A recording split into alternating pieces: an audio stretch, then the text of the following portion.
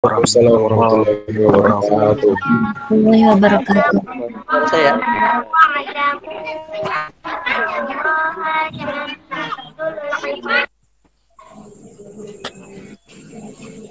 iki di orang urip Mas. Urip nek kanu nek teh. Masa iki ora. Kak ketok lah aku udah tutup.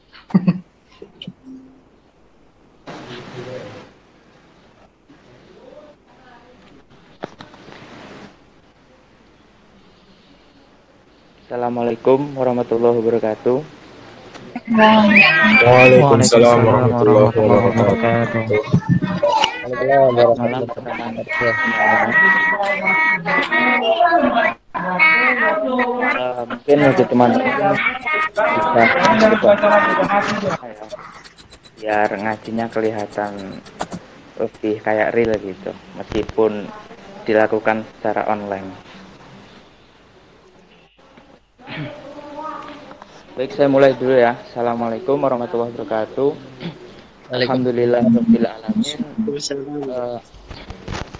Segala puji bagi Allah Subhanahu wa taala yang telah memberikan segala karunia nikmatnya kepada kita semua sehingga kita bisa melaksanakan kajian kita pada malam hari ini.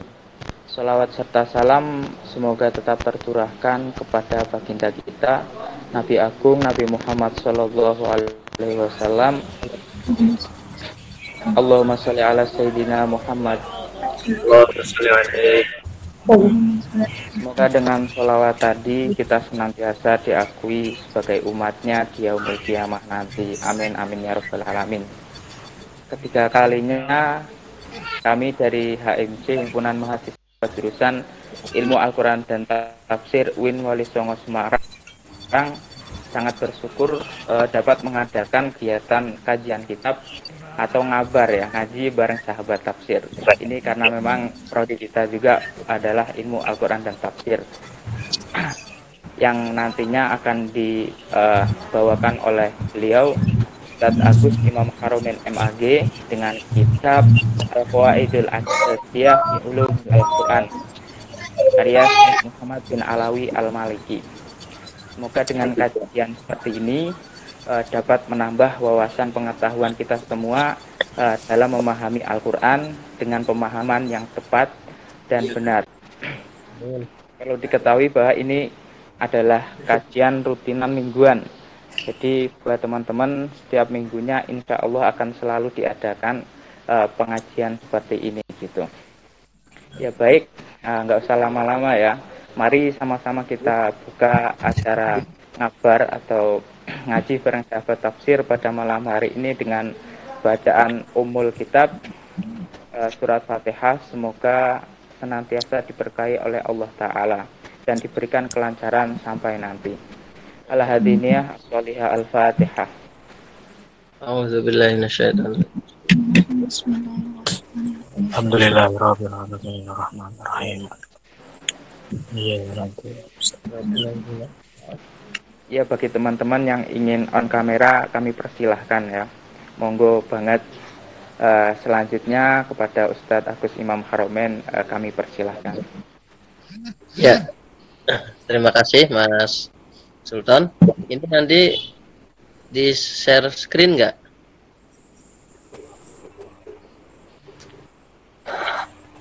Mungkin saya serahkan ke Mas Sultan gimana ya?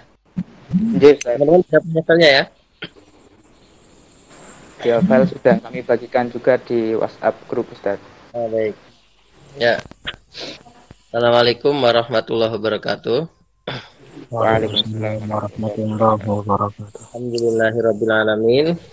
Allahumma sholli ala sayyidina Muhammad wa ala ali sayyidina Muhammad. Terima kasih kepada teman-teman HMJ yang sudah mengadakan kegiatan ini. Terima kasih teman-teman yang sudah hadir pada acara ini. Ini pertemuan pertama. Kita insya Allah akan sama-sama belajar, ya, mengkaji tentang satu kitab dalam fan ilmu Al-Quran. Ya. Ini nanti sampai jam berapa, Mas? menyesuaikan saja Ustadz. Mungkin kira-kira 1 jam saja Ustadz. Ya, nanti saya diingatkan ya kalau sudah waktunya. Baik, sebelum kita mulai, mari kita kirimkan arwah ya. Kita baca suratul Fatihah. Yang pertama kita niatkan, kita hadiahkan kepada Nabi Muhammad sallallahu alaihi wasallam wa ala alihi washabihi wa azwajihi wa dzurriyyatihi wa ali baitihi wa jamil ulama ya, para ulama, khususnya para ulama tafsir, khusus lagi kepada beliau Syekh Jalaluddin As-Suyuti dan para ulama lain, pada guru kita semua, baik yang masih hidup ataupun yang sudah wafat. Dan kita khususkan lagi kepada beliau pengarang kitab yang akan kita bahas, yaitu Said Muhammad bin Alawi Al-Maliki, wa usulihi wa furihi wa dzurriyyatihi wa libatihi, dan khusus lagi kepada para kiai saya, Syekh Muslih bin Abdurrahman, Syekh Ahmad Mutahhar bin Abdurrahman, Syekh Muhammad Shadiq Rufil Hakim Muslih, Syekh Ishaq Ahmad, Syekh Hanif Muslih, Syekh Asal Matalib, kepada para orang tua kita. Lahumul Fatihah. A'udzubillahi minasyaitonir rajim. Bismillahirrahmanirrahim. Alhamdulillahirabbil alamin. Arrahmanirrahim. Iyyaka na'budu wa iyyaka nasta'in. Ihdinas siratal mustaqim. Shiratal ladzina an'amta 'alaihim ghairil maghdubi 'alaihim waladdallin. Bismillahirrahmanirrahim. Qala al-musannifu rahimahullah ta'ala wa nafa'na bihi wa bi ulumihi fid dharaini amin. Bismillahirrahmanirrahim. Ya, bisa dibuka di halaman pertama. Muqaddimatun ya. Ini kita maknai dengan bahasa Indonesia atau seperti dulu di pondok? Gimana teman-teman? Pondok aja tak gimana tak? Pondok. Mana Jawa? Ya, baik ya. Di pondok. Baik. Pondok tak mana Jawa? Ya, mana Jawa. Nanti sambil kita bahasa Indonesia. Ya. Bismillahirrahmanirrahim. Bismillahi kelawan nyebut asma Allah. Bismillahi kelawan nyebut asma Allah. Ar-Rahmani kang moho welas asih ing dalam dunia lan akhirat. Ar-Rahmani kang moho welas asih ing dalam dunia lan akhirat. Ayil mun'imi bijala ilun ni'ami. Dulu ya saya maknanya begitu. Ayil mun'imi bijala ilun ni'ami. Ya. Tegese zat kang paring nikmat kelawan segede-gedene nikmat. Jadi bismillahi dengan menyebut nama Allah ya. Nama Allah. Jadi para ulama itu ketika menulis kitab pasti tidak lupa menuliskan basmalah ya. Oh ya. Baik. Yang banyak yang dari luar Jawa ya. Ya. Di bismillahi dengan menyebut nama Allah Ar-Rahmani yang Maha Pengasih. Ya. Biasanya dengan menyebut Allah yang Maha Pengasih lagi Maha Penyayang. Ar-Rahman dan Ar-Rahim. Sebenarnya satu kata yang sama ya artinya. Tetapi dalam kitanya sifat Allah, Ar-Rahman itu identik dengan Allah memberikan nikmat kepada siapapun. Makanya ibu para kiai itu kalau maknani yang Maha Pengasih, yang memberikan kasih sayang di dunia dan akhirat. Nah, tetapi kalau Ar-Rahim itu pengasih tetapi khusus kelak di akhirat. Nah, jadi makanya teman-teman jangan heran kalau di dunia ini kita sering lihat loh, ada orang secara agama misalkan ya, itu bukan Islam tapi kok diberikan rezeki yang luas. Nah, itu karena sifat rahmannya Allah. Ada orang kok ibaratnya ibadahnya nggak semangat, ibadahnya nggak rajin, tapi kok diberi rezeki oleh Allah. Itu karena Allah punya sifat rahman.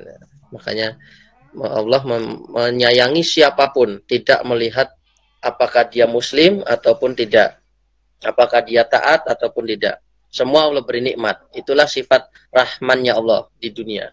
Tapi nanti ada sifat rahimnya Allah. Jadi kasih sayang yang Allah berikan khusus kepada orang-orang yang Allah pilih kelak di akhirat nanti. Jadi itu. Jadi arti Bismillahirrahman dan Ar-Rahim itu seperti itu kalau mau dibedakan. Muqaddimatun.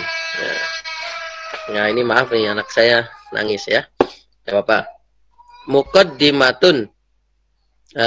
Kalau dulu di pesantren ai hazihi utawi iki iku muqaddimatun, muqaddimah, pendahuluan ya. Nah, jadi ini kita baru akan masuk kepada pendahuluan. Kalau dalam bahasa Indonesia mungkin kata pengantar dari penulisnya. Jadi penulisnya itu adalah Said Muhammad bin Alawi Al-Maliki Al-Hasani. Nah, beliau ini guru dari para ulama Indonesia ya. Nah, jadi Said, orang biasa menyebutnya Said Muhammad begitu ya. Nah, ini kata pengantarnya dari pengarangnya. Alhamdulillahi lu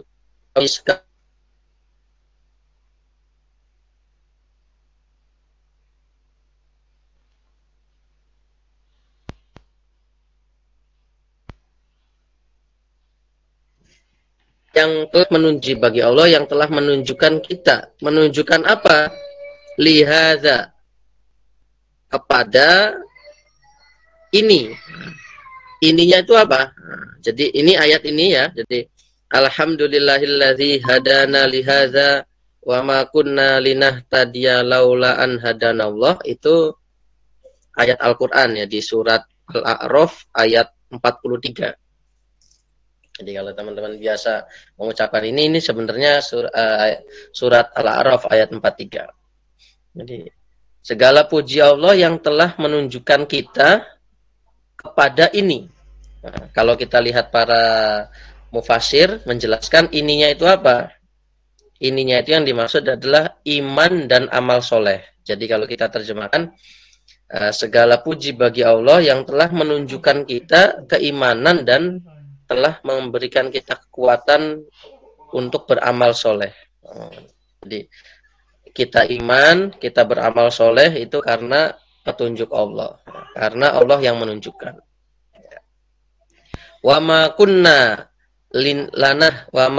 linah tadiya, dan kami itu tidak akan mendapat petunjuk laula an hadanallahu, kalau saja Allah tidak memberikan petunjuk. Jadi ini intinya ucapan syukur kepada Allah atas apa yang telah Allah berikan kepada kita, khususnya nikmat iman dan nikmat bisa beramal soleh gitu. Wassalatu wassalamu. Wassalatu, nah, dulu ya itu kalau mana nih lan utawi tambahi rahmat ta'zim. Jadi tambahi solawat. Solawat itu kan doa ya. Pertanyaannya, Nabi kan sudah dijamin masuk surga, sudah pasti mendapat rahmatnya Allah. Nah, kenapa kita mendoakan beliau? Nah, maka apakah beliau masih butuh doa ya? Tentu tidak. Kita sendiri yang sebenarnya membutuhkan doa. Jadi makanya ketika kita membaca sholawat itu sebenarnya nanti manfaatnya itu kembali kepada kita. Diibaratkan Nabi itu sebuah gelas yang sudah terisi air penuh ya. Sudah mendapat rahmat Allah secara penuh. Sehingga kita kalau mendoakan beliau, kita membaca sholawat kepada beliau, itu nanti gelas itu akan luber lah, luberan itu maksudnya akan kebaikannya akan kembali kepada kita. Makanya ketika membahas wassolatu dan adapun solawat ya, doa ya, tambahnya doa ya.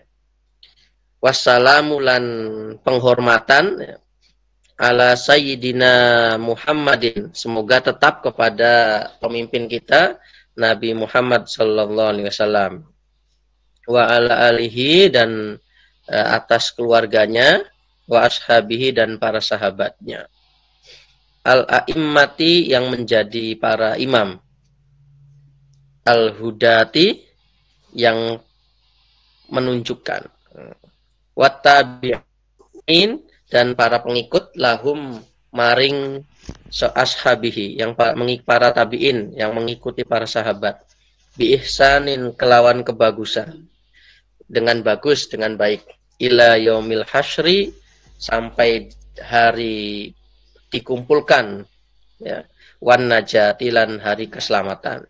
Jadi intinya ini muqaddimah ya, habis basmalah, kemudian hamdalah, pujian kepada Allah, kemudian sholawat kepada Nabi, sahabat, tabi'in sampai orang-orang yang mengikutinya sampai kelak nanti hari akhir gitu. Amma ba'du ya. Setelah amma ba'du itu kata yang ringkas tapi maknanya panjang. Jadi kalau mau diterjemahkan amma ba'du itu artinya apa? Setelah saya mengucap basmalah, hamdalah, sholawat dan salam. Nah. Fahadhihi qawaidu usuliyatun. Fahadhihi mongko utawi iki. Maksudnya inilah kitab.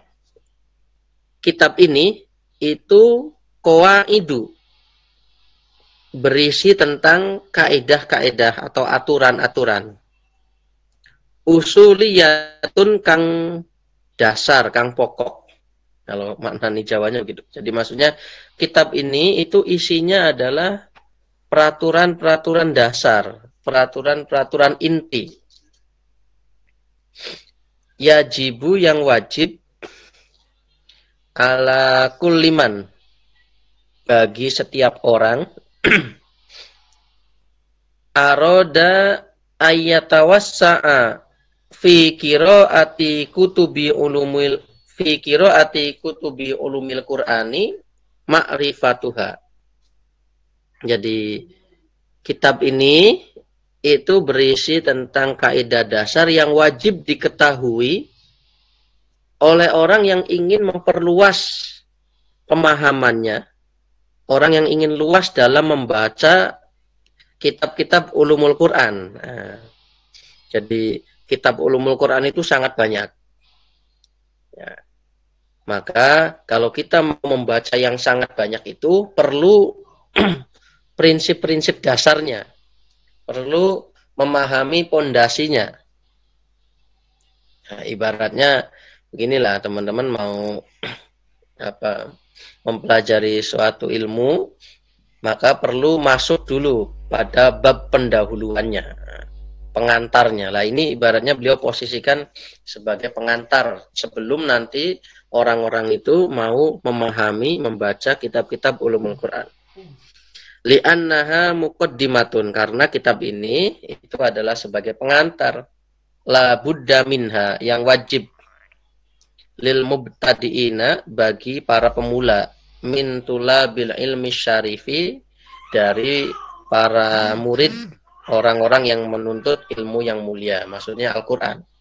Jadi kalau dalam istilah kitab kuning ya, ketika ulama menyebut al-ilmu syarif, ilmu yang mulia itu ilmu yang berkaitan dengan agama. Jadi ilmu tafsir, ilmu hadis, ilmu fikih, begitu.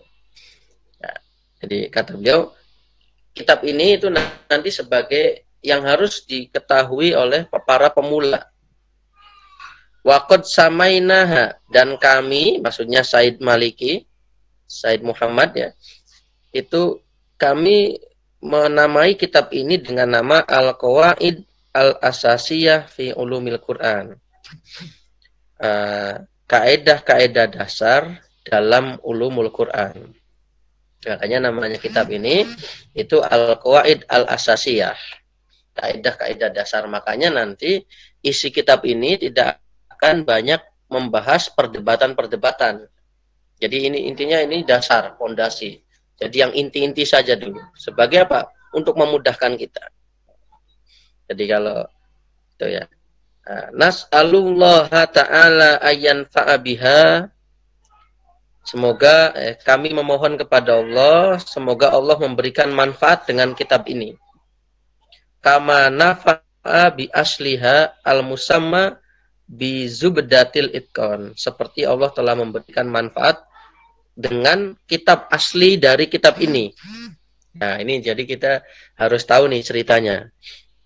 Jadi kitab yang ada di hadapan teman-teman semua itu namanya Al-Qawaid Al-Asasiyah fi Ulumil Quran. Karyanya Said Maliki. Nah, kitab ini itu sebenarnya adalah ringkasan dari kitab Zubdatul Itqan. Siapa pengarang kitab Zubdatul Itqan? Sama pengarangnya Said Maliki, Said Muhammad bin Alawi Al-Maliki, Said Muhammad ini.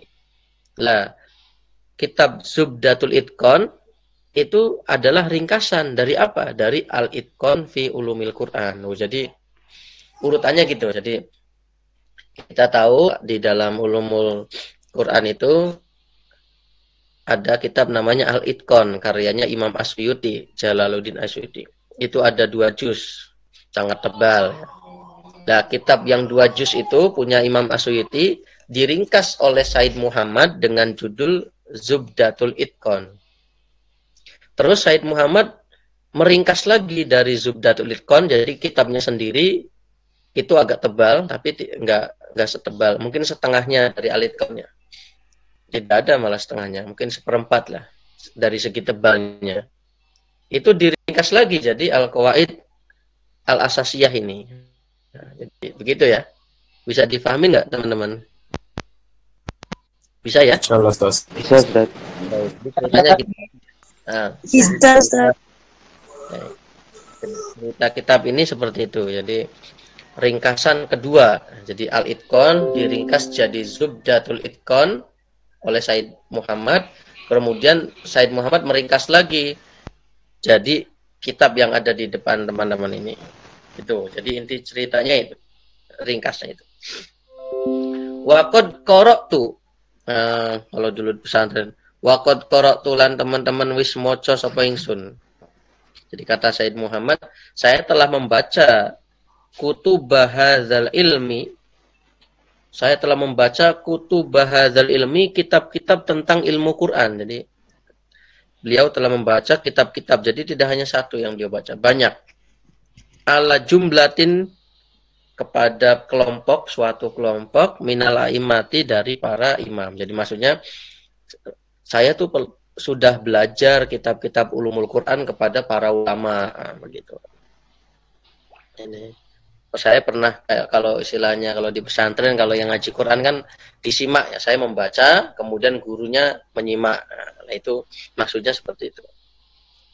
Nah, di antara guru yang banyak itu siapa? Minhum, kata beliau, di antara guru itu Sayyidil Walid. Jadi kalau teman-teman mendengar misalkan ada ulama, kiai atau habaib kemudian ceramah dari Sayyidil Walid, itu maksudnya adalah orang tuanya sendiri. Jadi Sayyidi itu tulisannya seperti itu. Sayyidi, pemimpin saya. Al-Walid maksudnya adalah yang melahirkan saya. Jadi kalau misalkan kita ke kiai kita, ya berarti Sayyidi. Tapi kalau ternyata kita punya guru, yang guru itu sekaligus orang tua kita sendiri, maka tradisinya orang bilang Sayyidil Walid. Nah, jadi misalkan jangan ketukar nih. Jadi misalkan ada para habaib bilang dari Sayyidil Walid, itu berarti karena dia menyebut Al-Walid itu karena dia anak dari yang mau dia ceritakan. Tapi kalau kita muridnya, ya kita bilangnya Sayyidi kan begitu. Jadi ini istilah apa? Istilah teknis saja ya. Sayyidil Walid Alawi bin Abbas Al-Maliki. Jadi salah satu gurunya Said Muhammad itu ya orang tua sendiri, ayah beliau sendiri, yaitu Said Alawi. Ya, jadi Said Muhammad itu lahir tahun 1943 ya. Jadi Said Muhammad sendiri itu lahir tahun 1943.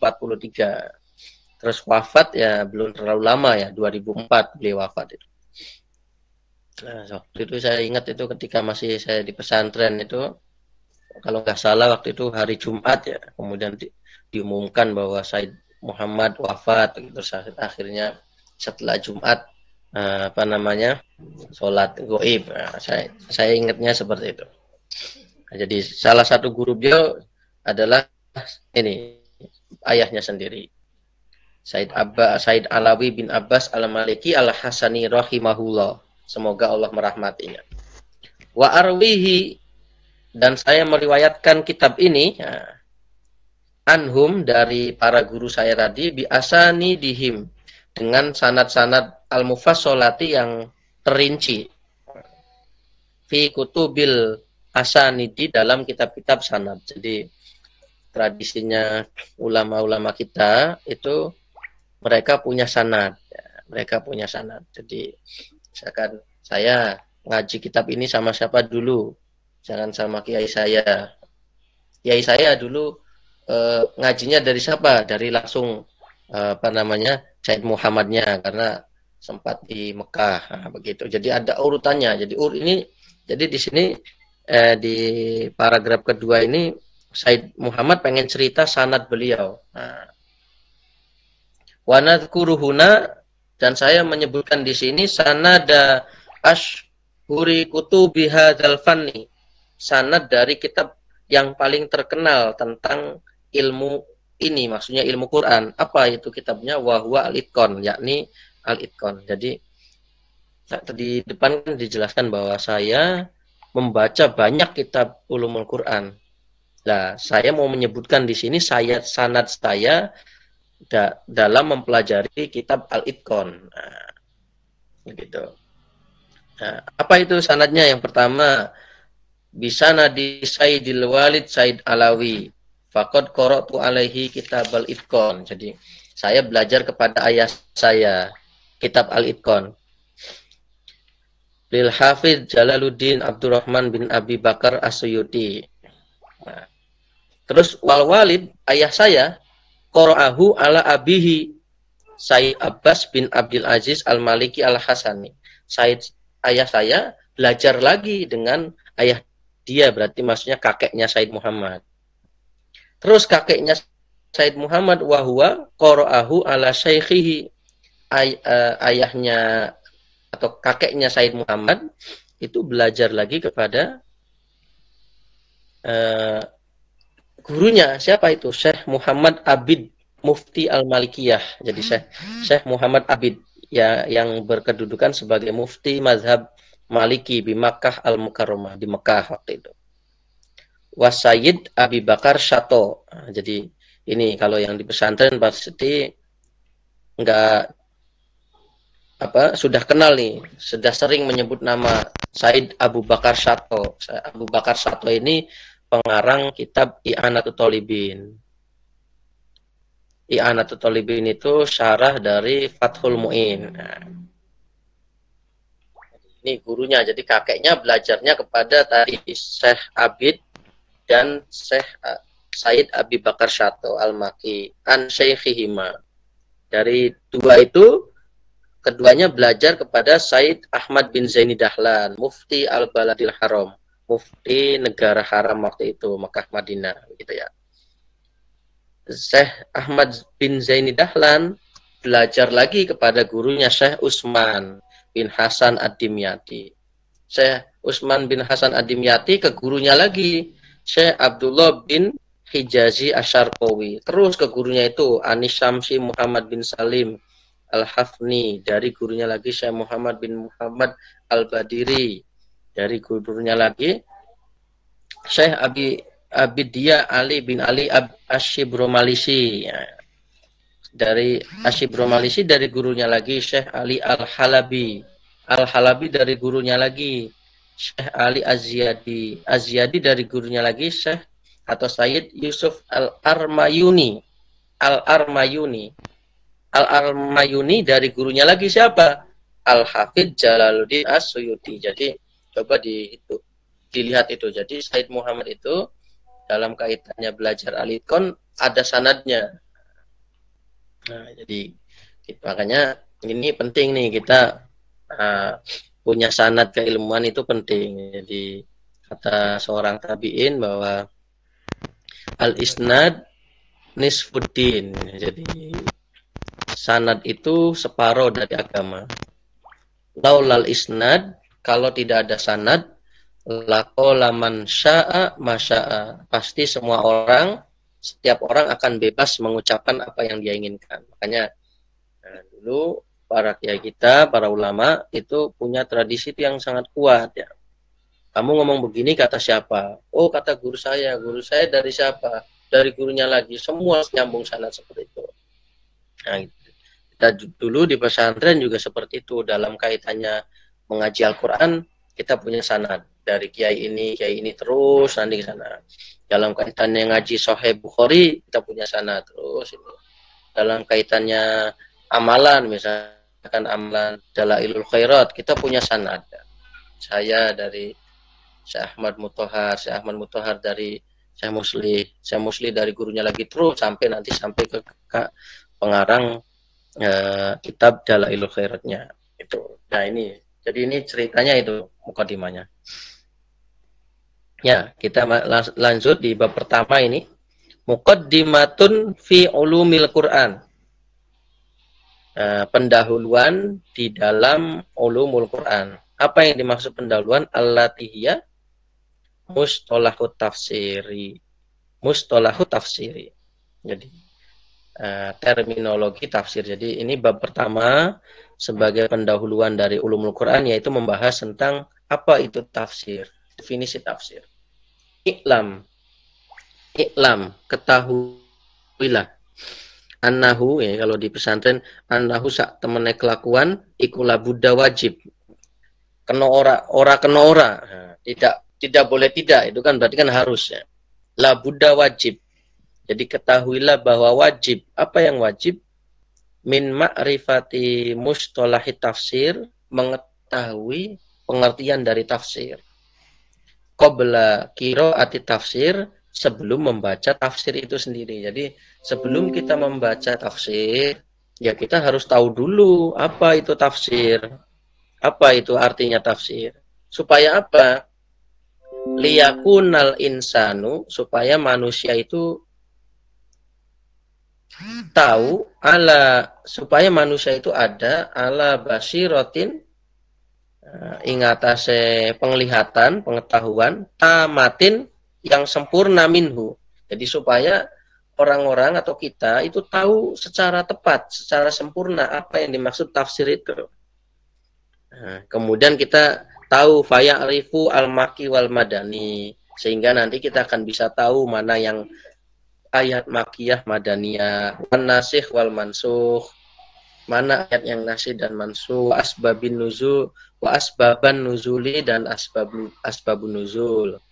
Nah, terus yang terpenting ini wa yatarattabu, dan sehingga nanti jadi teratur ala zalika, di atas tadi maki madaniyah, nasi mansuh, asbabun nuzul, opo fahmu ma'anil ayati, pemahaman terhadap ayat-ayat Al-Quran. Jadi kita harus tahu apa itu tafsir, sehingga kita punya pandangan yang sempurna, sehingga nanti dari pandangan yang sempurna kita bisa tahu ilmu-ilmu yang terkait tentang tafsir, sehingga dari ilmu-ilmu tadi pemahaman kita itu akan runtut.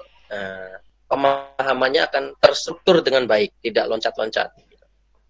Gitu.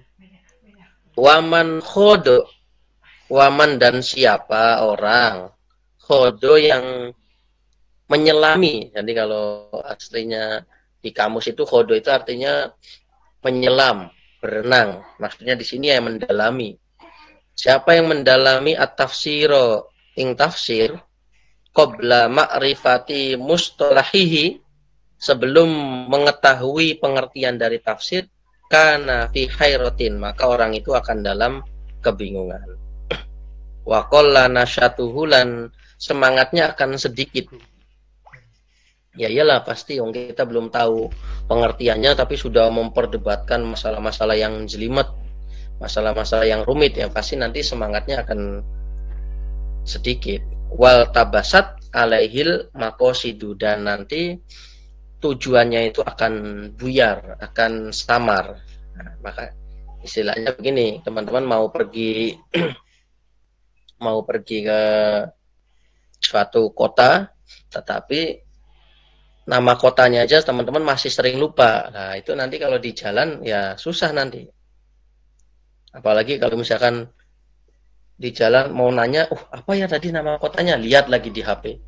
Nah, sehingga akhirnya kan malas. Nah, kalau sudah malas kan nanti semangatnya udahlah, nggak usah pergi, ngapain ke sana, yang deket-deket aja, sama-sama liburan misalkan. Nah, contohnya seperti itu.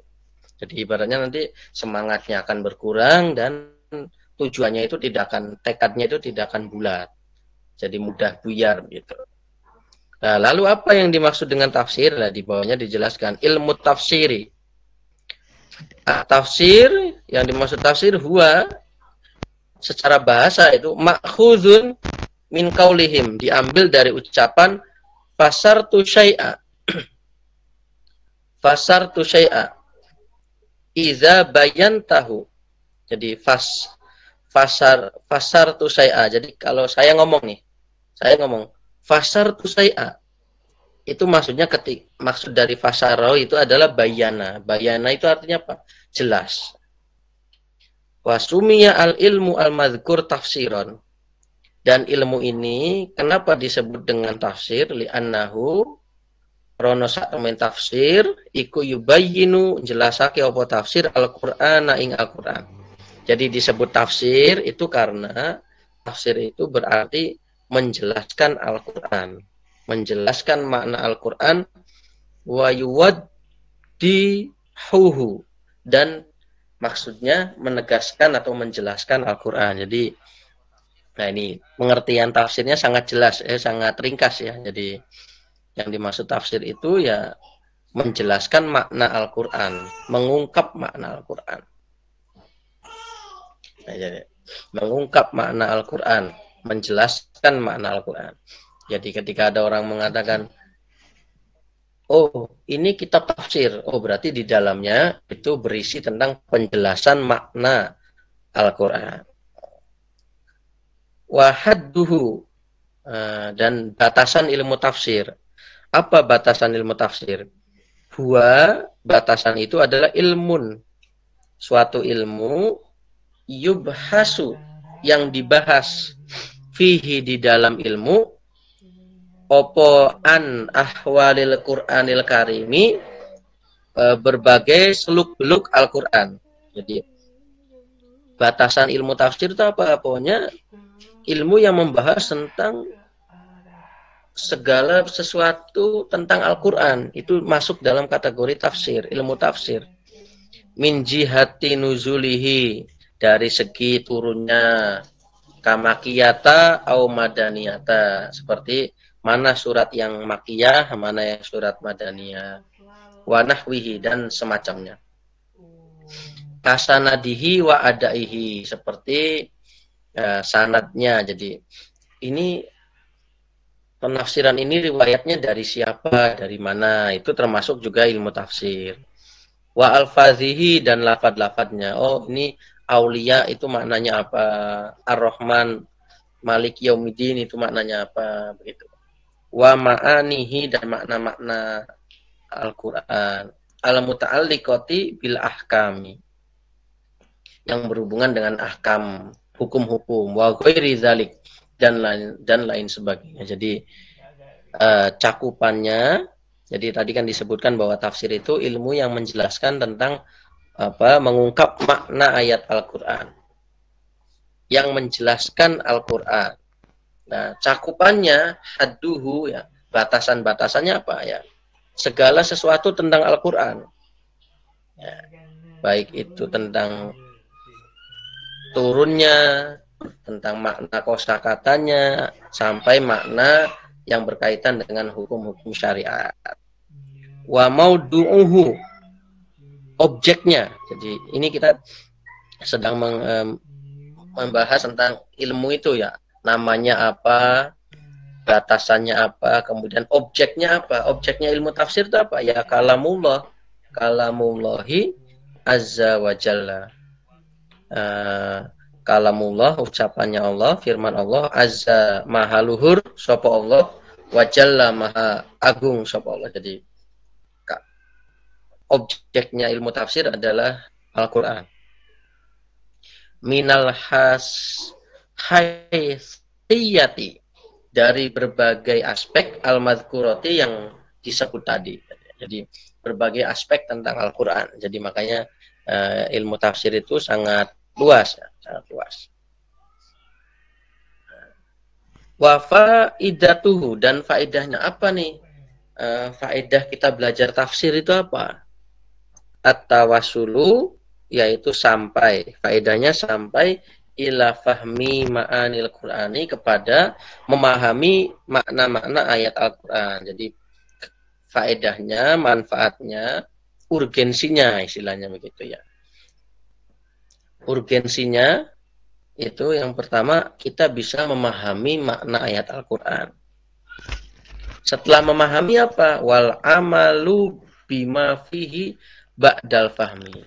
Setelah kita paham, maka kita bisa mengamalkan apa yang ada dalam Al-Qur'an. Jadi makanya ini teman-teman yang di IAT itu teman-teman itu harus bersyukur ya, harus bersyukur karena teman-teman punya kesempatan untuk menyibukkan diri dengan ilmu-ilmu yang bisa mendekatkan kita kepada Allah.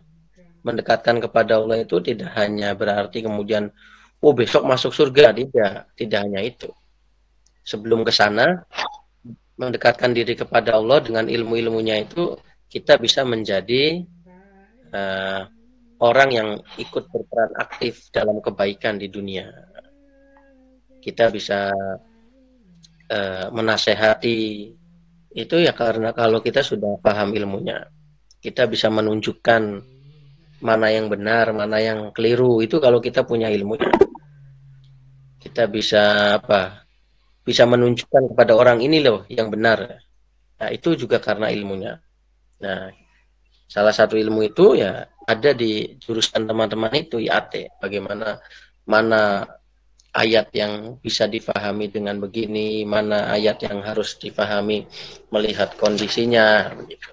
Jadi itu ya. Jadi manfaatnya itu kita bisa memahami makna Al-Qur'an dan kita bisa mengamalkannya. Al-alim ya'malu bi ilmihi. Jadi orang yang alim dan juga mengamalkan ilmunya. Harapannya teman-teman seperti itu. Karena begini, karena mengamalkan ilmu itu sangat penting. Jadi Nabi itu pernah bersabda begini, barang siapa yang mengamalkan ilmu yang dia ketahui, jadi kita sudah punya ilmu, terus kita amalkan, maka kata Nabi apa? Allah akan aurasahullahu ilman, Allah akan mewariskan kepada orang itu satu ilmu yang tidak Allah berikan kepada siapapun. Nah, ini jadi kalau dulu di pesantren itu ada istilahnya ilmu laduni. Apa itu ilmu laduni? Ilmu laduni itu ilmu yang kita dapat tidak lewat belajar, tetapi didapatnya langsung dari Allah. Nah, itu nanti kalau dalam ulumul Quran itu ada istilahnya. Jadi itu adalah anugerah. Jadi makanya di dalam surat Al-Alaq ya, gimana? Allama bil qalam. Gimana tuh? Iqra bismi rabbikal ladzi khalaq, khalaqal insana min 'alaq, Iqra wa rabbukal akram, alladzi 'allama bil qalam, 'allamal insana ma lam ya'lam. Jadi menurut ayat ini itu kita memperoleh ilmu itu dengan dua cara. Yang pertama 'allama bil qalam. Itu istilahnya kalau dalam istilahnya Imam Ghazali itu ilmu kasab, ilmu yang diusahakan, seperti kita mencatat, kita kita menulis, kita belajar, itu adalah sarana untuk mengetahui ilmu. Itu cara pertama. Yang kedua, alamal insana malam ya'lam. Di sini Allah tidak menyebutkan perantara ilmunya, tapi langsung Allah mengajarkan manusia apa yang dia tidak tahu. Ya, inilah yang disebut dengan ilmu laduni. Lah kata Nabi, kisi-kisinya apa? Dia dapat ilmu laduni. Ya, kisi-kisinya ya mengamalkan apa yang sudah kita ketahui. Makanya coba kalau kita lihat para ulama kita, ya, para ulama, para kiai kita, ya mondoknya paling lama berapa tahun, misalkan 20 tahun. Usianya berapa? Tapi kok karyanya segitu banyak. Ini misalkan Said Muhammad, itu karyanya sangat banyak. Tuh, bedanya apa dengan kita ini? Nah, ya itu tadi, bagaimana sejauh mana kita mengamalkan ilmu yang kita miliki. Kita sudah dipelajari, misalkan jangan menyembunyikan ilmu. Nah, coba tunjukkan kita suka kepada berbagi pengetahuan. Kita diajari bahwa misalkan apa ya, yang muda misalkan sholat itu berjamaah, nah maka coba tekan gitu lah, itu jadi itu ya. Jadi makanya penting nanti teman-teman menjadi al-alim yakmal bi ilmihi, jadi orang yang pintar, paham, dan juga mau mengamalkan ilmunya. Coba sampai di sini, silakan kalau ada yang ingin ditanyakan. Silakan. Sebelum kita lanjutkan.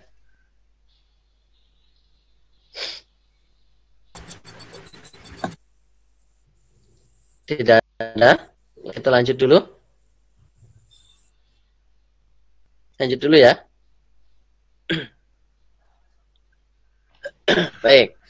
Wasamrotuhu, dan buahnya ilmu tafsir. Apa itu buahnya ilmu tafsir?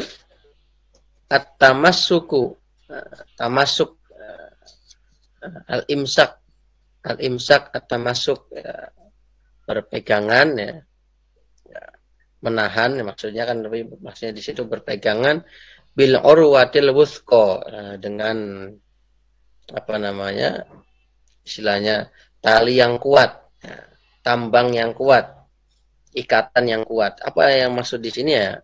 Dengan kita memahami tafsir, itu kita punya pegangan yang kuat, bahwa kita punya pegangan hidup yang kuat. Karena apa? Pemahaman kita itu berdasarkan kepada pemahaman Al-Quran. Wal fauzulan, berhasil, menang, bisa adatik, dengan kesuksesan, kebahagiaan fidaro ini, di dalam dua dunia, maksudnya di dunia dan akhirat. Jadi kayak teman-teman pokoknya kadang kita ketika di dunia ini ya dihadapkan pada persoalan-persoalan, gimana misalkan contoh nih, gimana karir saya besok ya setelah lulus dari AT ini, ya begitu. Saya bisa dapat kerja apa ini, ya begitu. Apalagi dulu kalau waktu saya masih kuliah, itu istilah ini yang masuk di Usuluddin ini masa depannya suram ini. Masa depannya suram ya, karena apa ya? Yang dipelajari itu ilmu berat begitu. Tidak seperti misalkan di fakultas pendidikan itu cerah, itu nanti jadi guru begitu. Masih ada itu mindset seperti itu. Tetapi terbukti bahwa semua itu semua itu punya jalan sendiri-sendiri. Yang penting ketika kita sekarang menuntut ilmu, udah tidak usah khawatir besok mau bekerja apa. Kalau tidak percaya, coba dilihat di surat Luqman itu. Di surat Luqman yang terakhir, ya, ayat-ayat terakhir itu sebelum ganti surat. Di situ ada beberapa hal yang kita nggak tahu. bahwa hanya Allah yang tahu. Salah satunya apa? Maza taksibu ghoda, apa yang besok akan jadi pekerjaan kita. Bi ayyi ardin tamut, di bumi mana kita akan mati. Nggak ada yang tahu itu. Jadi di situ nanti dicek lagi itu ya. Kalau tidak salah ada 5 hal ya, tentang kiamat. Kemudian itu nggak ada yang tahu. Kemudian kapan turun hujan itu nggak ada yang tahu.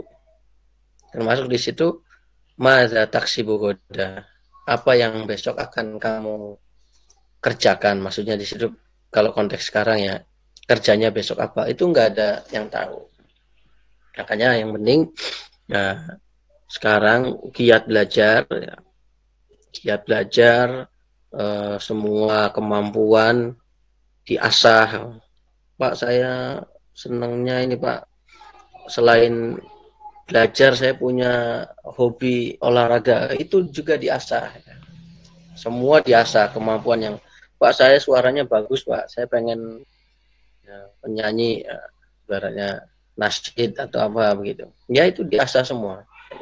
Jadi nanti pada saatnya itu yang akan apa namanya, istilahnya dulu kalau kata para kiai itu, rezeki itu sesuai dengan ilmu yang kita miliki, gitu. Rezeki itu sesuai dengan ilmu yang kita miliki, bukan sesuai dengan ijazah yang kita miliki. Kalau teman-teman tahu, survei di dunia ini sudah berapa banyak orang yang bergelar tinggi, tetapi pekerjaannya bagaimana, kehidupannya bagaimana. Makanya kalau misalkan masih ada, semoga tidak ada.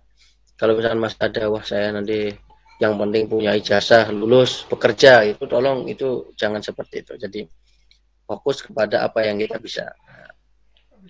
Jadi gampangnya gitu. Jadi rezeki itu apapun itu, baik terkait finansial ataupun yang lainnya, tergantung ilmu yang kita miliki.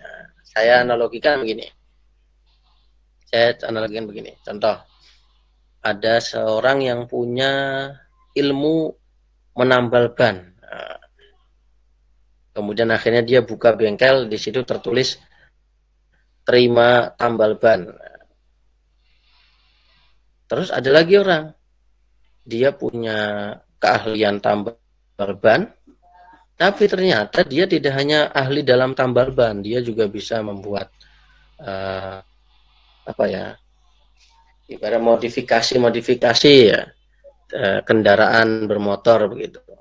Maka otomatis itu secara logika kesempatan dia untuk mendapatkan rezeki dari yang berupa itu ya, berupa finansial, itu pasti akan lebih banyak yang kedua. Karena apa? Dia punya 2 keterampilan, sedangkan yang pertama tadi itu punya 1 keterampilan begitu. Yaitu jadi ketika misalkan dulu orang tua kita atau para ulama ada yang pesan bahwa rezeki itu katut dengan ilmu, ngikut ilmu, yaitu ya ada betulnya, betul. Ibaratnya keahlian kita banyak nih. Ya maka itu kalau kita kita maksimalkan, kita optimalkan, kita asah terus ya, semua akan bisa membuat diri kita bisa berkarya. Dan tolong dipahami bahwa rezeki itu tidak selalu berupa materi. Jadi teman-teman punya teman yang baik, punya lingkungan yang baik, diberi kesehatan, apalagi ya seperti sekarang ini, keadaan pandemi seperti ini menunjukkan betul-betul bahwa yang namanya rezeki itu tidak hanya berupa uang, tetapi kesehatan itu justru rezeki yang sangat besar ya sekarang itu ya. Orang punya uang banyak itu sekarang sudah mau ngasih berapapun, yang penting dia bisa sehat lagi lah ini. Ya, jadi itu bahwa buahnya ilmu tafsir itu kita bisa berpegang teguh kepada Al-Qur'an, ya. Al-urwatul wusqa, ya. Wa wadi'uhu, Wa wadi'uhu, siapa peletak ilmu ini? Nah, yang meletakkannya siapa? Peletak ilmunya siapa? Ya Allah Ta'ala wa nabiyuhu. Ya, Allah sendiri dan Nabi Muhammad Sallallahu Alaihi Wasallam. Fahuwa ilmun ilahiyun nabawiyun. Ini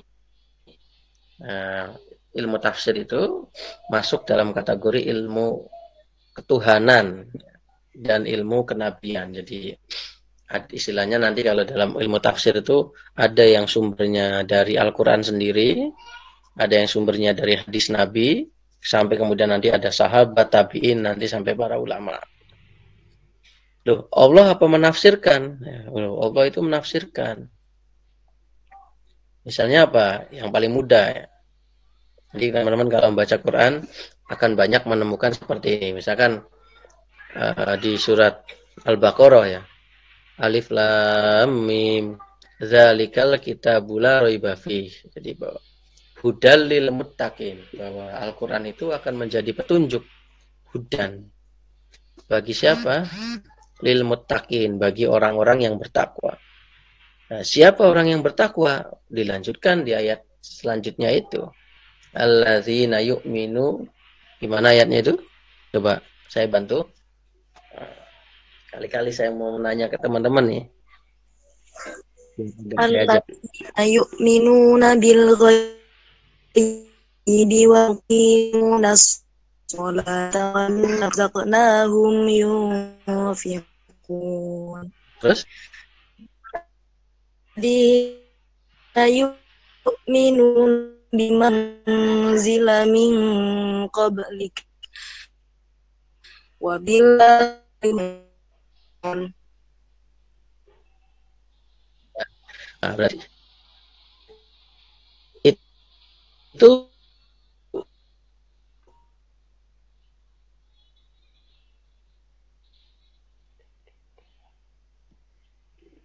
tadi yu'minuna bil ghaib ya, wa yuqimunas shalah, terus sampai tadi ya, wabil akhirati hum yuqinun, dan mereka orang-orang yang yakin kepada akhirat. Itu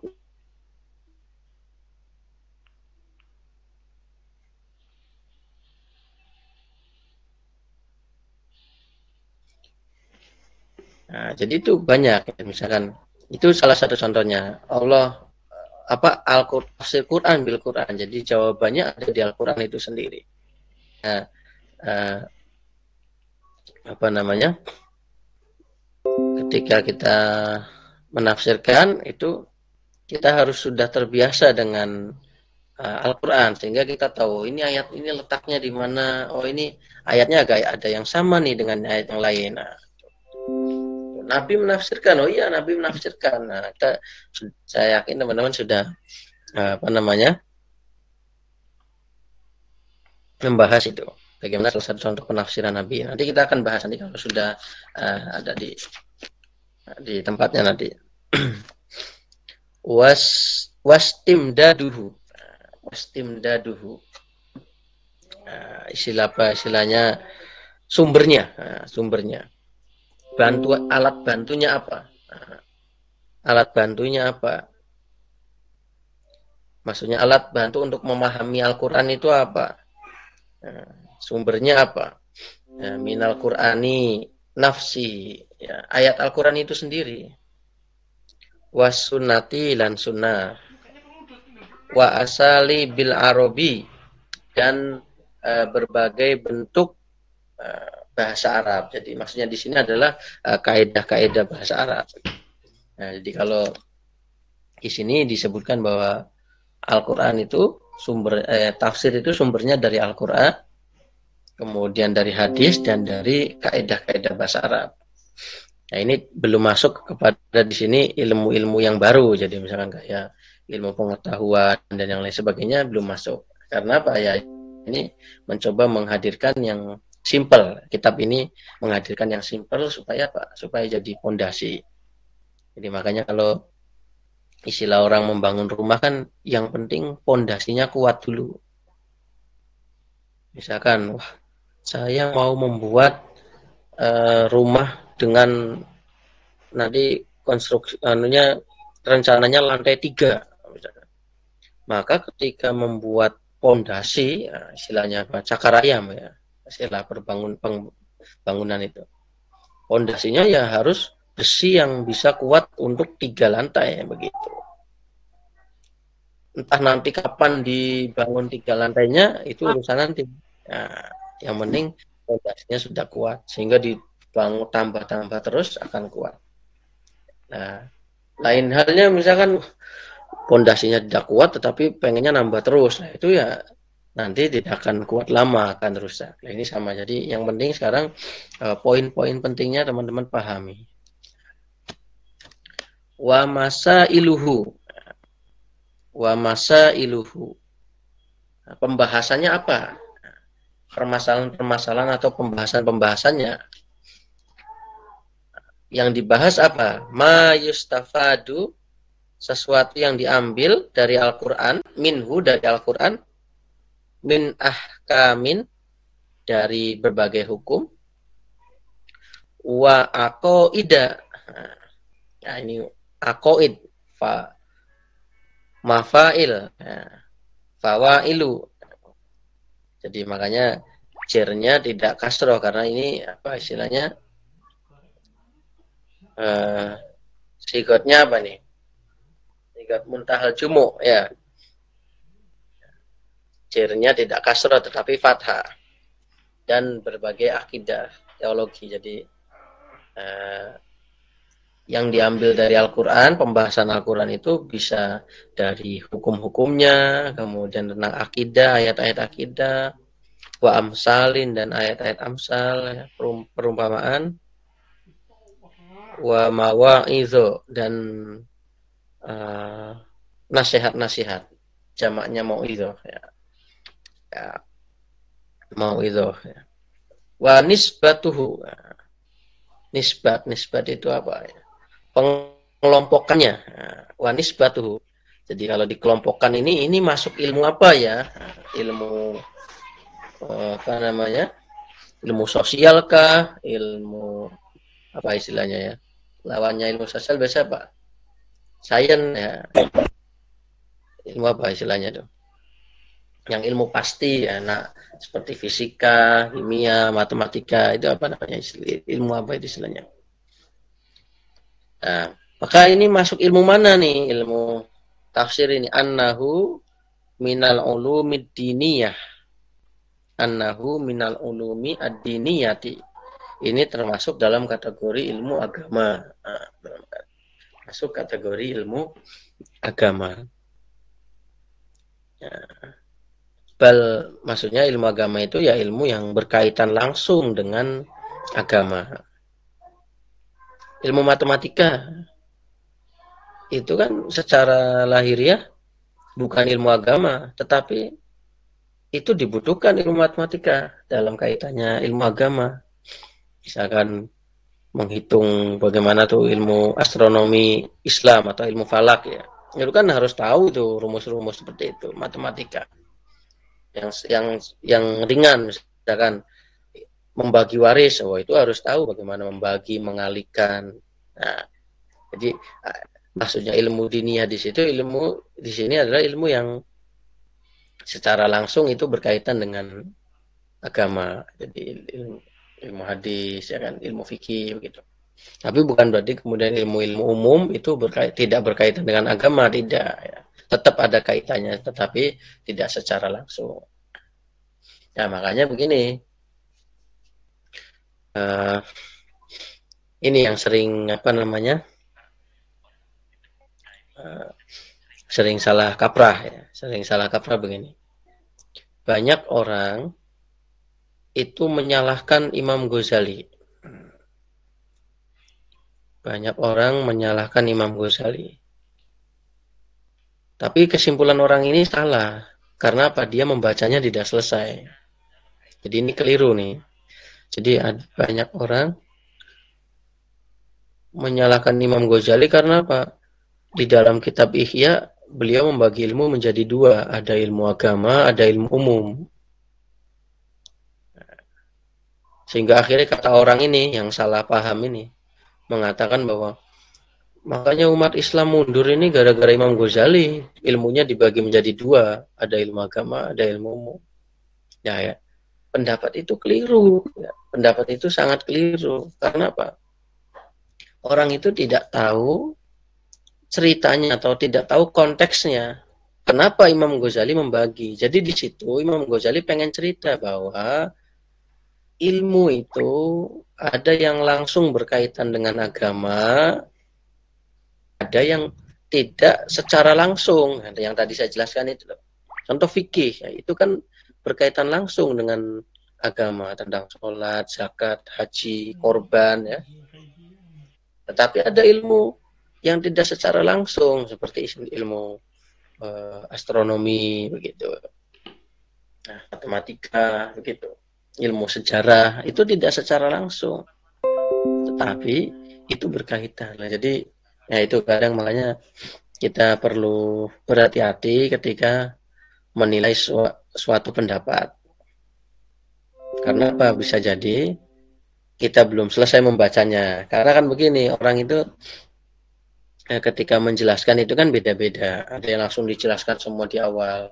Ada yang modelnya di awal dijelaskan dulu kelirunya, baru di akhir dijelaskan yang betulnya. Makanya kita sering mendengar ya bahwa banyak kesalahpahaman disebabkan ibaratnya video diedit begitu kan, dipotong di bagian tertentunya.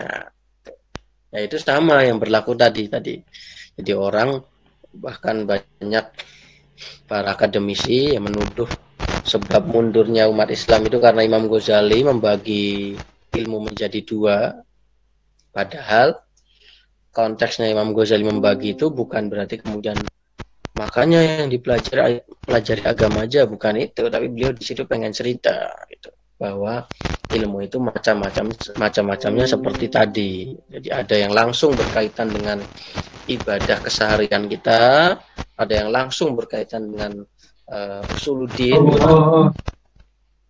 tapi ada ilmu yang tidak berkaitan langsung, tetapi secara tidak langsung juga akan dibutuhkan. Nah, gitu. Nah, ini tadi. Jadi ini kalau dikaitkan dari segi ilmunya masuk dalam kategori al-ulum ad-diniyati, ilmu-ilmu agama. Bal ro'i suha. Bahkan tafsir itu ya apa? Ro'is itu apa ya? Ketua, maksudnya ya intinya.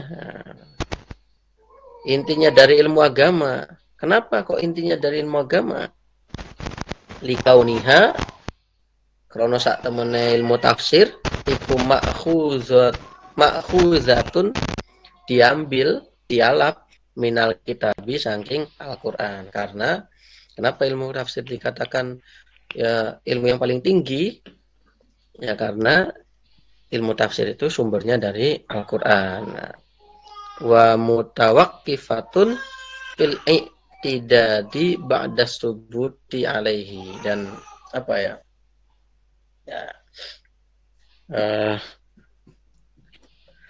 Mencocokkan ya sesuai dengan sesuatu yang bermacam-macam setelah ba'da subuti alaihi. Jadi maksudnya apa? Bahwa ketika ada sesuatu ya, ada sesuatu beda pendapat, ini mengatakan ini mengatakan ini mengatakan ini, maka kan perdebatan yang itu bisa dikembalikan kepada ilmu tafsir. Al-Qur'annya bilangnya gimana sih? Nah, begitu. Jadi misalkan contohnya, wah ini menurut ulama ini hukumnya ini, menurut ulama ini hukumnya ini. Nah, kita tahu bahwa ulama itu kan daerahnya masing-masing, pasti ijtihad itu ya disesuaikan dengan ulama daerah tersebut. Maka kalau ada perdebatan seperti itu ya coba kembali lagi ke Al-Qur'annya gimana. Nah, oh Al-Qur'annya begini, oh ya berarti kita boleh berbeda dengan yang sudah. Nah, gitu. Contoh maksudnya seperti itu. Nah, wafadluhu ya. Nah, wafadluhu dan keutamaannya Al-Qur'an, keutamaannya ilmu tafsir, annahu min asyrafil ulumi wa ajalliha. Nah, ilmu tafsir itu termasuk dari ilmu yang paling mulia. Ya. Kenapa kok ilmu tafsir yang paling mulia? Ya, karena tadi lagi objeknya adalah Al-Qur'an. Li'annal uluma innama tashrufu bisyarafi maudu'atiha. Jadi karena mulianya suatu ilmu itu tergantung pada mulianya objeknya. Lah ini objeknya Al-Qur'an kok. Kalamullah ya berarti paling mulia. Nah, begitu. Wa mauduhu ajallu wa asyrafu, dan apa namanya? Objeknya dari ilmu tafsir itu ajallu wa asyrafu, yang paling mulia, yang paling luhur gitu. Nah, ini mungkin sampai sini, silakan. Bisa dipahamin nggak, teman-teman? Nggih. Pak. Alhamdulillah. Jadi tadi di muqaddimah ya, setelah tadi basmalah, hamdalah, sholawat dan salam, kemudian bercerita bahwa kitab ini penting karena berisi tentang kaedah-kaedah pokok. Kemudian bercerita tentang asal-usul kitab ini, bahwa kitab ini itu merupakan ringkasan dari kitab Zubdatul Itqan yang beliau karang sendiri, yang itu adalah ringkasan juga dari Al-Itqan. Jadi Al-Itqan diringkas, terus ringkasannya itu diringkas lagi jadi kitab ini. Terus yang ketiga, itu isinya menjelaskan tentang sanad Said Muhammad ini dalam kaitannya belajar ilmu ulumul Quran, khususnya kitab Al-Itqan. Jadi itu isi muqaddimahnya itu. Kemudian tadi dijelaskan pengertian tafsir, bahwa tafsir itu adalah penjelasan makna ayat Al-Quran. Kemudian setelah itu dijelaskan pentingnya memahami istilah tafsir sebelum mengkaji tafsir, bahwa terus setelah itu dijelaskan batasan ilmu tafsir, bahwa pokoknya ilmu tafsir itu ya ilmu yang membahas tentang keadaan Al-Quran ya, baik turunnya, makiyah madaniyah, makna kosakata ataupun tentang hukum. Terus objek ilmu tafsir tadi kalamullah, manfaatnya bisa memahami makna Al-Quran dan bisa mengamalkannya. Buahnya ya, buah dari pengamalan tadi ya kan, itu kita bisa berpegang kepada pegangan yang kuat gitu. Terus letak ilmu ini Allah dan nabinya, sumber ilmu ini Al-Quran itu sendiri, hadis Nabi, dan bahasa Arab. Ini yang apa namanya, yang dasarnya. Nanti lanjutannya kan bisa lagi ada ilmu pengetahuan dan lain sebagainya. Terus pembahasannya tadi mencakup hukum-hukum, kemudian teologi, amsal, ya, perumpamaan-perumpamaan, dan termasuk nasihat-nasihat. Terus ilmu ini termasuk kategori ilmu agama, terus yang paling mulia. Kenapa paling mulia? Karena objeknya adalah Al-Quran. Nah, itu mungkin itu dulu. Nanti kita akan lanjutkan. Silakan kalau ada yang ingin ditanyakan. Masih ada waktunya, Mas Sultan? Yes. Silakan, tadi kayaknya ada yang mau nanya itu. Silakan. Bismillahirrahmanirrahim. Assalamualaikum warahmatullahi wabarakatuh. Perkenalkan, saya Arjuna Ahmad dari IAIN Bone. Oh iya. Saya ingin bertanya kepada Ustaz, yakni mengenai macam-macam ulumul Quran tadi disebutkan ada Makki dan Madani, ada Nasikh Mansukh, dan Asbabun Nuzul, dan lain-lain. Nah, yang ingin saya perjelas ini mengenai Nasikh wal Mansukh. Karena sependek pengalaman saya dalam bergelut di IAT ini, saya juga mempelajari usul fikih, yang mana dalam usul fikih ini juga terdapat nasikh wal mansukh. Jadi, apakah nasikh wal mansukh ini merupakan ranahnya ulumul Quran atau ranahnya usul fikih? Ataukah merupakan hasil kolaborasi antara keduanya? Kemudian tadi mengenai pengelompokan dari ulumul Quran itu kan ada ilmu yang berkaitan langsung dengan agama dan ada juga ilmu yang tidak berkaitan langsung, seperti misalnya matematika. Yang ingin saya tanyakan mengenai ilmu yang tidak berkaitan langsung dengan Al-Quran. Sebagaimana yang Ustaz singgung mengenai matematika, dalam mengkaji sesuatu maka perlu diketahui rumus-rumusnya. Nah, yang ingin saya tanyakan, apakah layakkah suatu kitab yang mulia, yang Allah Subhanahu wa taala sendiri yang susun, kemudian disandingkan dengan sesuatu yang sifatnya merupakan hasil dari pemikiran manusia yang bisa saja berubah-ubah. Mungkin sekian dari saya. Terima kasih. Assalamualaikum warahmatullahi wabarakatuh. Ya, waalaikumsalam warahmatullahi wabarakatuh. Baik, yang lain? Atau saya jawab dulu? Saya jawab dulu ya. Ya, baik. Terima kasih Mas Arjuna ini dari mana? YIN Bonestas, Sulawesi Selatan. Ya, Sulawesi Selatan. Baik.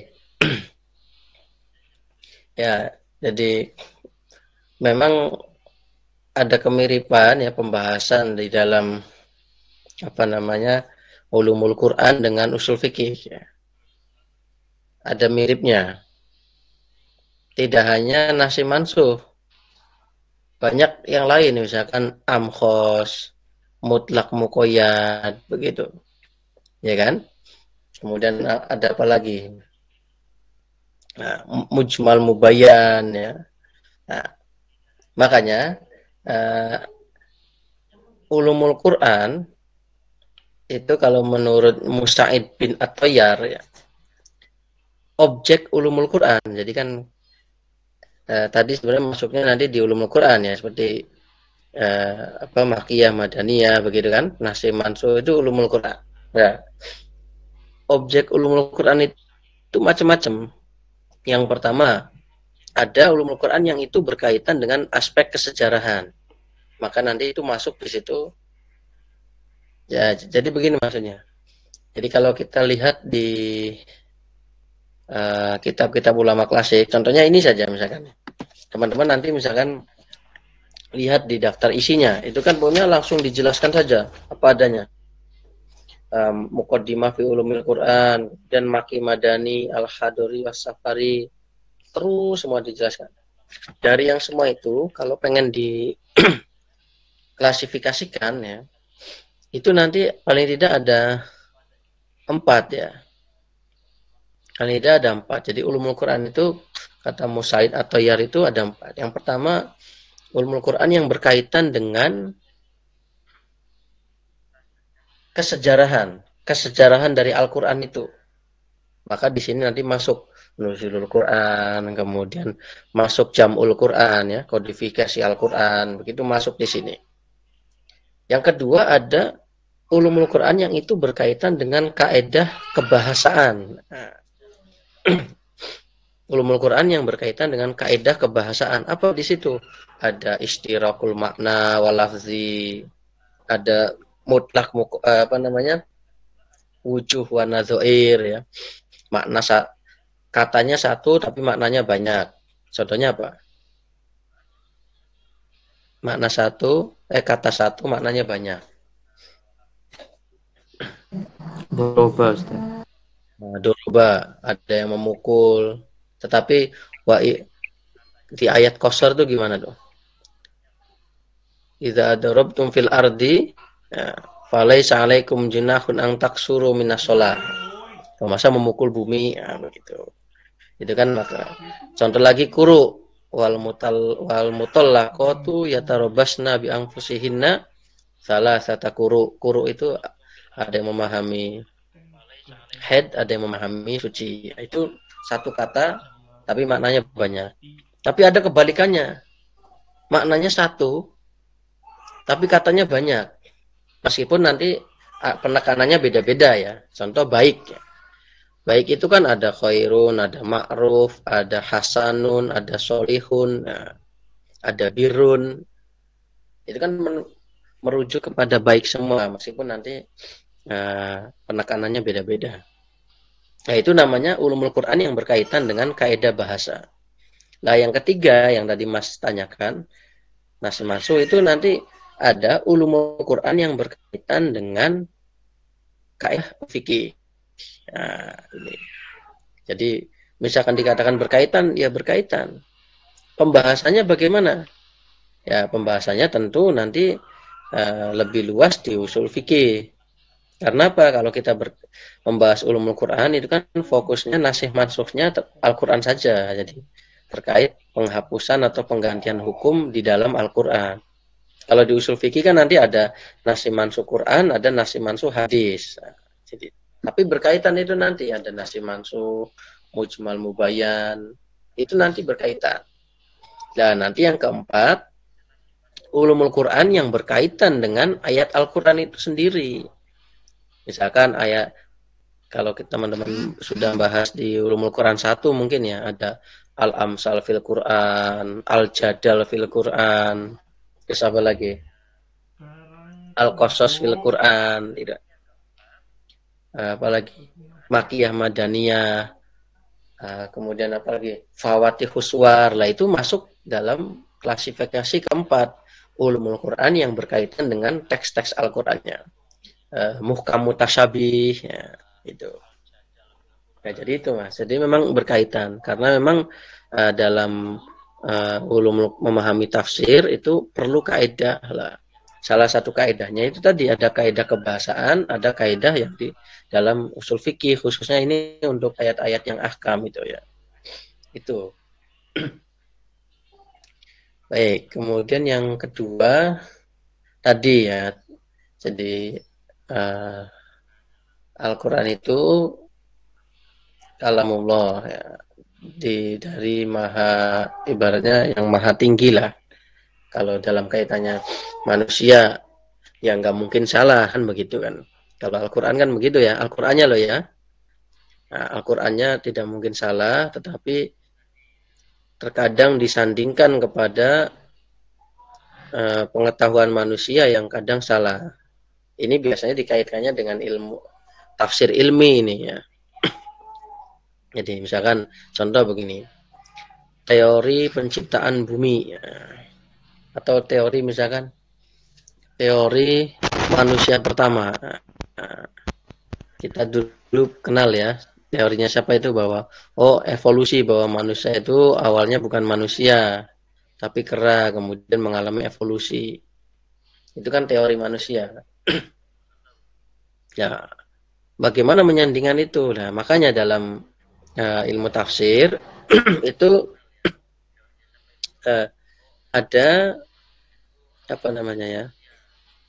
Ada aturan bahwa kita tidak boleh menggunakan Al-Quran untuk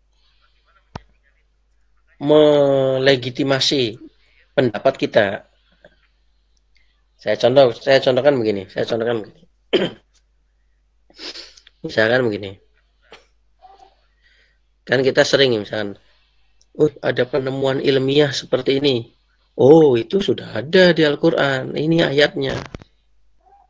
Ada penemuan lagi. Oh, itu sudah ada di Al-Quran. Ini ayatnya. Nah, tetapi sikap seperti tadi itu bahaya. Bahayanya apa? Al-Quran itu nggak mungkin salah. Al-Qurannya ya, tidak mungkin salah. Tetapi penemuan itu bisa salah. Maka kalau misalkan kita mengatakan bahwa penemuan itu sudah benar sesuai dengan Al-Quran, ternyata terbukti bahwa penemuan itu keliru, maka Qurannya yang salah kan? Enggak. Nah, makanya terkait tafsir ilmi itu para ulama mengatakan boleh kita ketika menjelaskan ayat-ayat yang berkaitan tentang ilmu pengetahuan atau kealaman, boleh kita mengutip teori-teori para ilmuwan, tetapi jangan kemudian menjadikan ayat sebagai legitimasi. Nah, saya contohkan lagi begini. Tadi ayat terakhir surat Luqman tadi yang saya bilang maza taksibu goda, itu di situ ada wa ya'lamu ma fil arham. Wa ya'lamu ma fil arham, dan hanya Allah saja yang mengetahui apa yang ada di dalam rahim. Coba, bagaimana penafsiran ini? Maksudnya ya hanya Allah yang mengetahui ada di rahim itu apanya kira-kira? Nah, kalau kita misalkan mungkin ketika masih tahun 90-an, misalkan kita menafsirkan begini.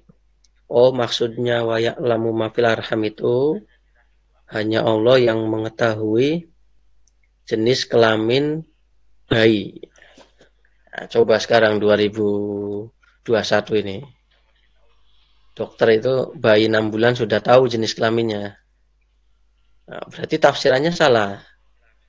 Nah, itulah yang dimaksud bahwa ketika menafsirkan ayat Al-Quran, jangan pernah kemudian membatasi pada satu penafsiran. Karena apa? Bisa jadi penafsiran itu akan berkembang. Apalagi kalau itu berkaitan dengan ayat-ayat yang berkaitan dengan ilmu pengetahuan. Kayak rahim ya, itu kan berkembang itu ya.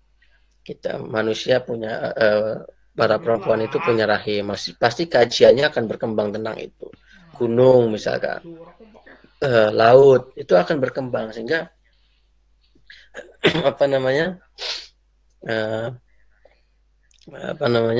ketika kita hanya membatasi pada satu, itu akan bisa mendatangkan sesuatu yang tadi yang loh kok malah ternyata salah. Kalau salah nanti malah Al-Qur'annya yang disalahkan begitu. Bisa dipahami nggak Mas Ahmad, Mas Arjuna? Insya Allah Ustaz. Intinya tadi yang jawaban yang pertanyaan saya kedua itu tidak boleh membatasi hanya pada satu pandangan ketika menafsirkan satu ayat, terutama yang bersifat ilmiah. Ya, betul. Dan jangan sekali-kali menjadikan ayat untuk legitimasi pendapat kita. Ya, kayak kemarin ya, waktu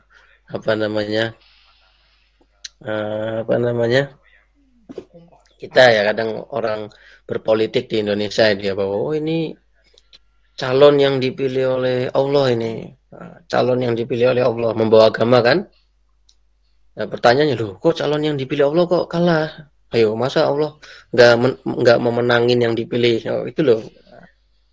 Kalau dulu kan Nabi kan pasti menang itu kekasihnya Allah. Loh, kok ini orang ibaratnya membawa-bawa agama bahwa ini calon yang dipilih oleh Allah ini, pilihan Allah. Tapi ternyata loh kok pilihan Allah kalah. Oh, itulah contohnya bahwa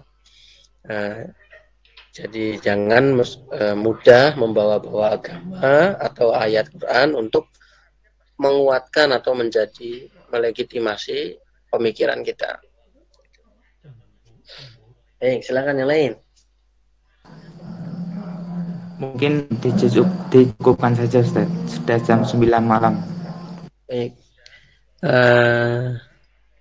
Terima kasih atas pertemuan hari ini. Semoga ada bertanya itu.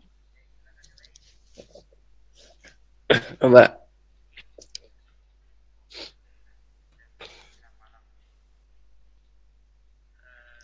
Mas Ikhlasul Amal ya. Oke, saya bacakan. Izin bertanya Ustadz, kitab ini ditulis dari tahun kapan sampai kapan? Dan kitab ini sampai di Indonesia sejak tahun berapa? Terima kasih banyak Ustadz. Ini beberapa hari kemarin saya nyari juga belum ketemu ini. Nanti coba nanti kita cari lagi ya bersama ya. Siap-siap. Jadi iya, jadi kapan, ditulisnya dari kapan sampai kapan, terus kemudian ada di Indonesia sejak kapan. Nah, ini perlu kita cari bersama. Ini saya belum ketemu ya. Baik, itu dulu mungkin ya. Nah, nanti kita lanjutkan. Terima kasih, semoga ada manfaatnya. Assalamualaikum warahmatullahi wabarakatuh. Waalaikumsalam warahmatullahi wabarakatuh. Waalaikumsalam.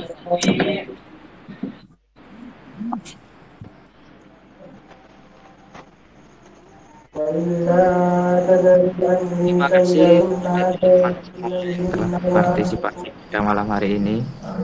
Insya Allah kajian akan diadakan rutinan setiap minggunya. Jadi ditunggu saja minggu berikutnya dan terus ikuti kajian ini. Semoga bermanfaat, berkah dan untuk kita semua, terutama dalam mendalami Al-Quran. Amin amin ya rabbal alamin. Amin ya rabbal alamin. Amin. Teman-teman yang hendak diskusi lainnya mungkin bisa di grup WA nggih. Siap. Terima kasih Gus, semangat. Semangat semuanya. Nggih, Mas, nggih. Semangat.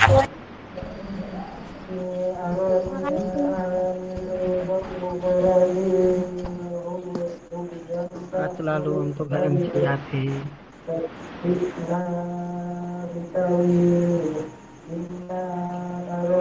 Amin.